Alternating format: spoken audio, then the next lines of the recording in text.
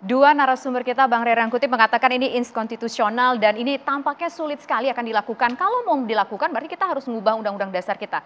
Bang Ray ngelihatnya apa sih di balik ini semua? Kenapa muncul statement ini maju, mundur, tenggelam, muncul lagi begitu? Pertama begini ya, saya lihat kronologinya. Asal setiap tingkat kepuasan terhadap Pak Jokowi itu stabil atau bahkan meningkat, isu ini muncul. Sebaliknya kalau tingkat kepuasan kepada Pak Jokowi agak turun, isu ini akan diredam. Bahkan Pak Jokowi nanti akan berpidato fokus, artinya kerja-kerja. Tapi setelah isunya naik, misalnya umumnya di angka 70 deh. Kalau tingkat kepuasan di angka 70, ya 71, 72, isu tentang perpanjangan masa jabatan, 3 periode itu muncul gitu. Oke, seperti kita lihat di layar kaca ya, hasil lembaga survei dari Poltreking menunjukkan hasil kepuasan terhadap kinerja pemerintahan Presiden Joko Widodo, Wakil Presiden Ma'ruf Amin. Poltreking menunjukkan kepuasannya 73,5% di November 2022. Kemudian indikator politik Indonesia di September 2022 sebesar 67%. Kemudian survei lingkaran survei Indonesia atau LSI sebesar 74,2% di Oktober 2022. Kemudian ada Vox Populi Research Center sebesar 76,2% pada Desember. Begitu ya Bang? Rata-rata di atas 70 kan? Di atas 70 ya? Asal di atas 70 isu ini akan muncul. Oke. Kita udah lihat itu sejak tahun yang lalu ya. Tapi beginilah Bang, tapi kan kalau kita lihat. Tapi begini, saya mau mengatakan ada 3 hal yang perlu kita cermati. Kronologinya kan awalnya tunda pemilu. Ya kan? Lalu setelah tunda pemilu direspon publik oleh negatif, maka 3 periode.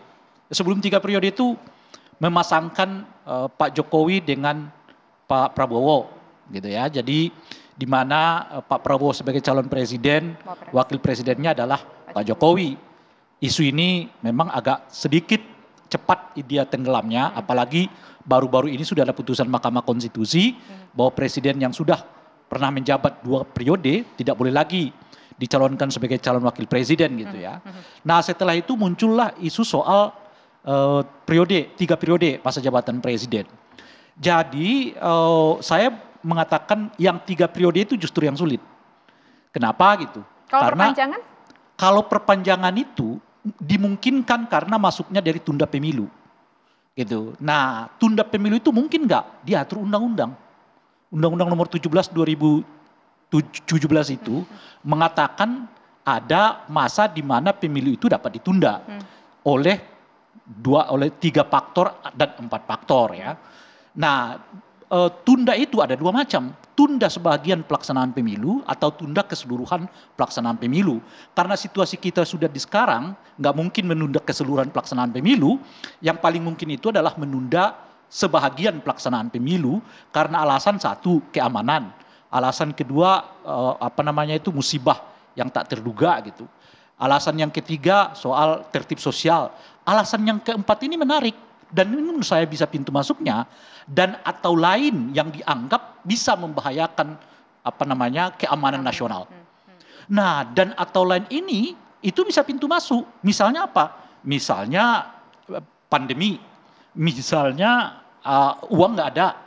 Misalnya tuntutan yang begitu luas dari masyarakat dan seterusnya itu gitu. Jadi itulah yang saya ingatkan dari dahulu, kalau 3 periode itu rasanya akan sangat sulit, tapi jangan lupa kalau tunda pemilu dan perpanjangan masa jabatan itu terbuka sampai hari H pemilu dilaksanakan. Berarti menjawab sesuai dengan judul kita, perpanjangan jabatan presiden kenapa ramai lagi, ini bisa dilakukan sangat dong mungkin ya. Sangat mungkin dilakukan karena tapi ada klausul itu, yaitu dan atau yang lain itu nggak ada penjelasannya. Tapi cukup menarik Bang, tadi Bang Ray Rangkuti mengatakan bahwa kalau trennya survei menunjukkan tren kepercayaan masyarakat kepada pemerintah tinggi, isu ini muncul lagi. Tapi bukankah ketika melihat sesuatu ini tinggi trennya positif terhadap pemerintah, artinya memang masyarakat menginginkan dan puas dong dengan pemerintah? Apakah itu masalah? Nah ini kita jawabnya nanti usai jeda berikut. Kami kembali sesaat lagi.